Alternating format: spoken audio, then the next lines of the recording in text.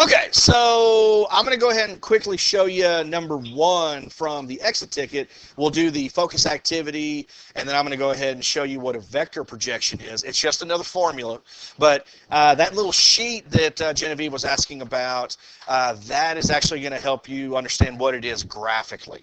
Okay, so number one said find the angle theta between, we got u equals 6, 2, and we've got v is equal to negative 4, 3. So if I want to find the angle between two vectors, I'm going to use this formula. Cosine of theta equals the dot product divided by the magnitude of u times the magnitude of v. Okay. So the dot product, what I'm going to do, u dot v, that's going to be to multiply the a's. So 6 times negative 4 is a negative 24. Multiply the b's, so 2 times 3 is 6, and then we add those products. So that's going to give me a negative 18. Okay. So I'm going to go ahead and start plugging in to my formula here. If I multiply those together, I got negative 18, right? Now, what was the magnitude formula again? Below a what? There we go. So a squared plus b squared below a radical. So the magnitude of u is equal to the square root of a squared, so 6 squared, plus b squared, 2 squared. So that's going to give me 36 plus 4, so we're looking at the square root of 40. Would everybody agree?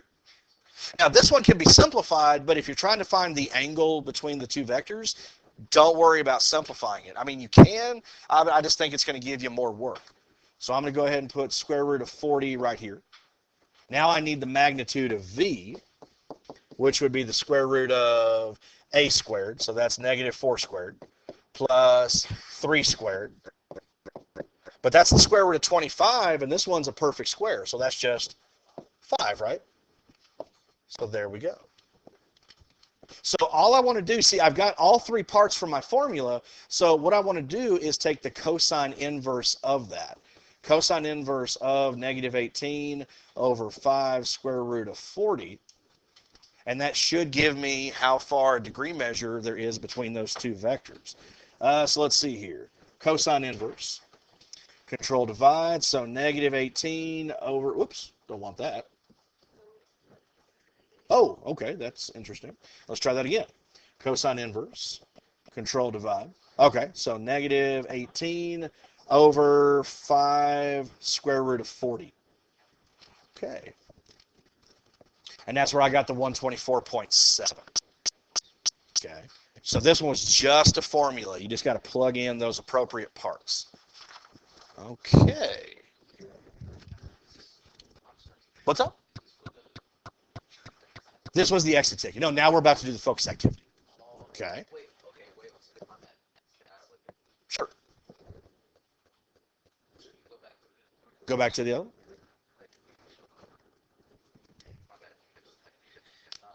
So see, I multiplied them together. I found the magnitude of each, and I just plugged it into the formula. And then I took cosine inverse of that.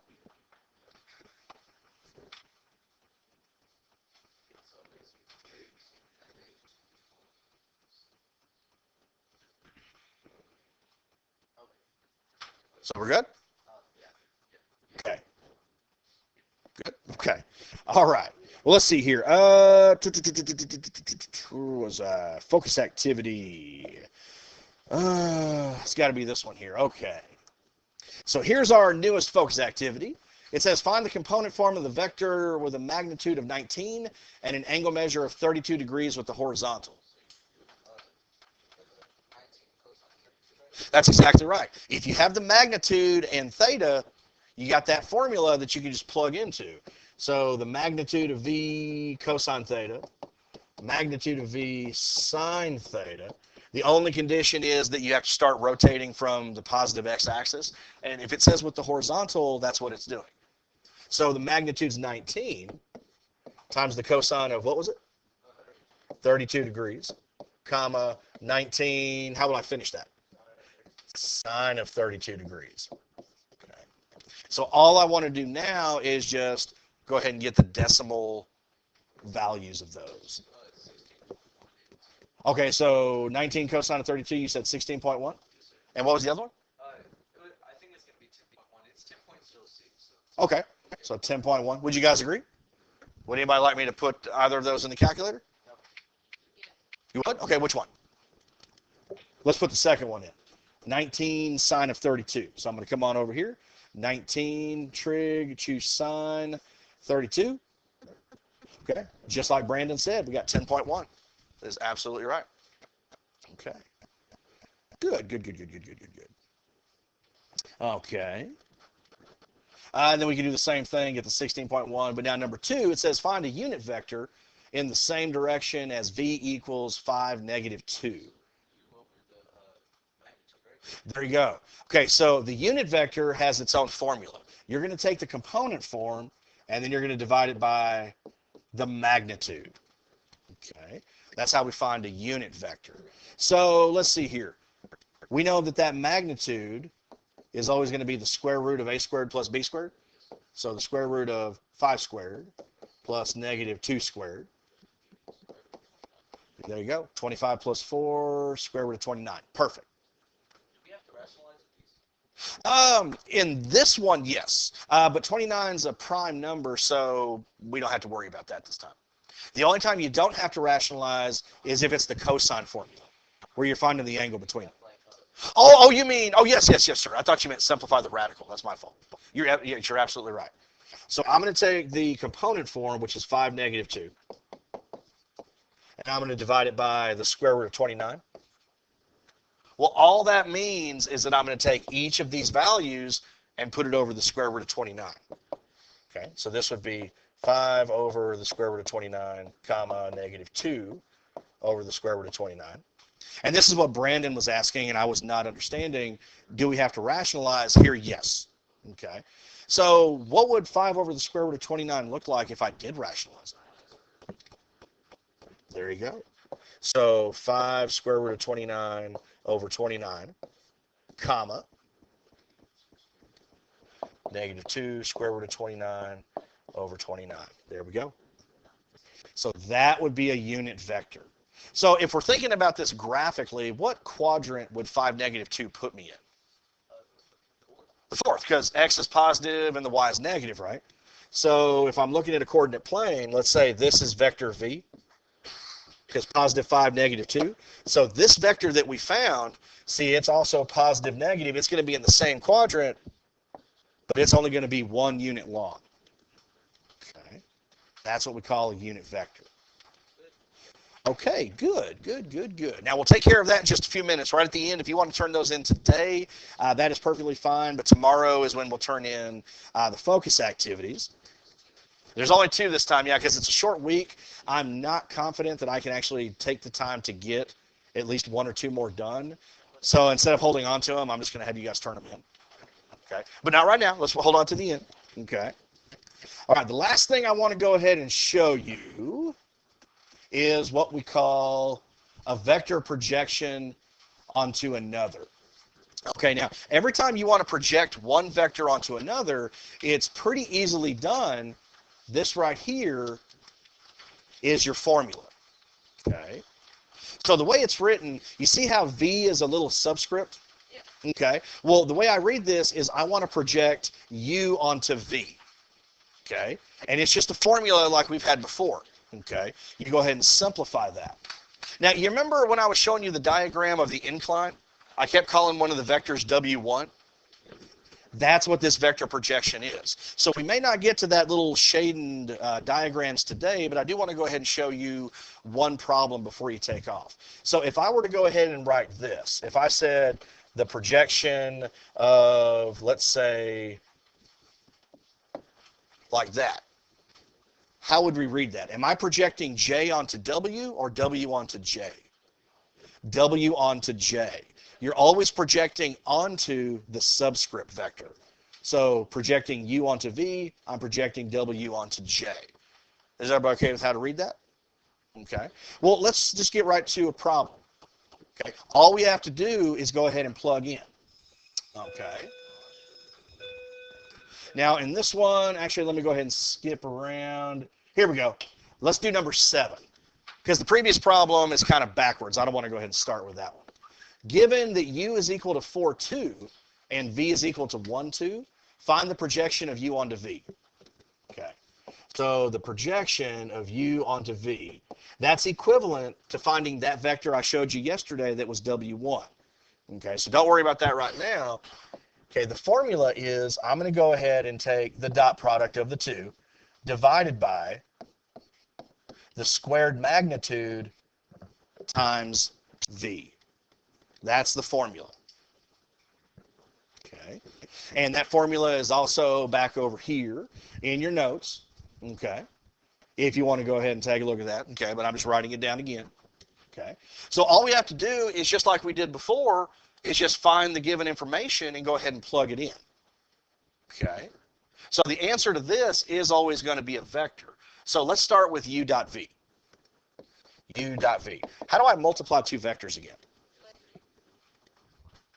Yeah, so take the corresponding values. So I'm going to multiply 4 times 1. That gives me 4.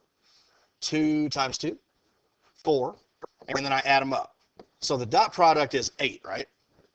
Okay. Now, do you guys remember the magnitude is always the square root of a squared plus b squared, right? So let me go ahead and show this. The magnitude is the square root of a squared plus b squared. But what if I want the magnitude squared? Remember, what happens if I square that? The radical in the square cancels, so this is just a squared plus b squared. Okay. So let's see. I want to do this for vector v. Okay. So the magnitude of v squared, well, a is 1, so I'm going to take 1 squared, plus b is 2, so 2 squared. And I did hear somebody say 5. That's absolutely right. Okay. Mm-hmm. Yes, that's exactly right. Okay. So you'll notice, did we find the dot product?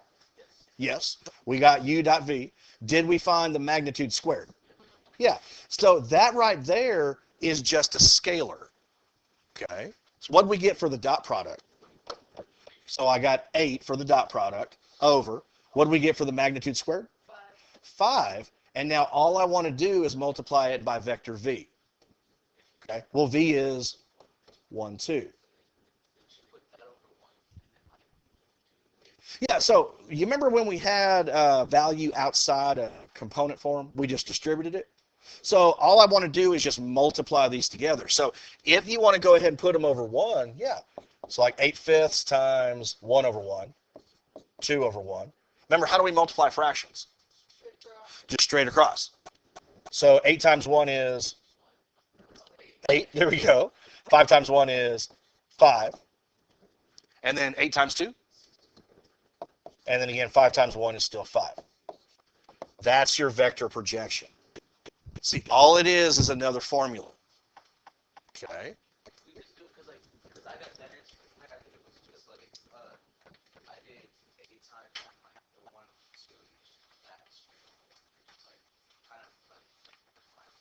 Oh, hey, that's fine. Yeah. Yeah, as long, if it feels comfortable for you, absolutely. Go ahead and do that. That's it. That's all there is to it.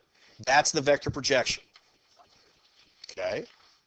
Now, the thing here, you remember how when we were dealing with those word problems, we always took the vector and the resultant, we found it by adding the two vectors we began with? Okay. Well, what we have here, the vector that's being projected onto another, u onto v, u is always created using this vector projection and another vector, w1 plus w2. Yes, this is what B is talking about. Find the vector component perpendicular. Okay. Now this one right here, W1, he's always the vector projection. Okay. He's always parallel. Okay. W2, he's the perpendicular vector. Okay. So all we have to do to finish up the problem is just a little bit of algebra. So let me show you what I mean. Do we know vector u? Yeah. Vector u is what? It's 4, 2. So from this, I know that 4, 2 should equal, well, we found the vector projection. All you got to do is use the formula. Okay.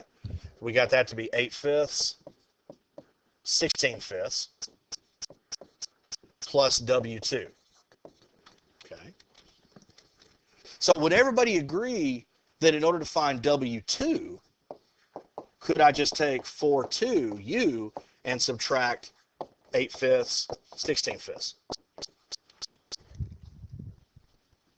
Yeah, that's all there is. There are no word problems on your assignment that you're going to turn in tomorrow that has vector projection. In fact, there's only 2 problems. It is very straightforward like this one. It just says, okay, find me this vector projection given these 2 vectors. And as practice tomorrow, we'll probably go ahead and take one of those and go ahead and work them together. Okay? Well, the second part will be to find the perpendicular one. But that's all we got to do now is just subtract. So let's go ahead and figure out what W2 is. Okay? So what am I going to subtract from 4? Okay, so I need 4 minus 8/5. Well, what's the common denominator? 5. So I'm going to go ahead and multiply this by 5 and 5. So this would be 20/5 minus 8/5. So 12/5. Okay. Now, what am I going to subtract from 2? The 16/5. So 2 over 1 minus 16/5. So again, the common denominator would be 5. So 10/5 minus 16/5. Negative 6/5. There you go. Those are your answers.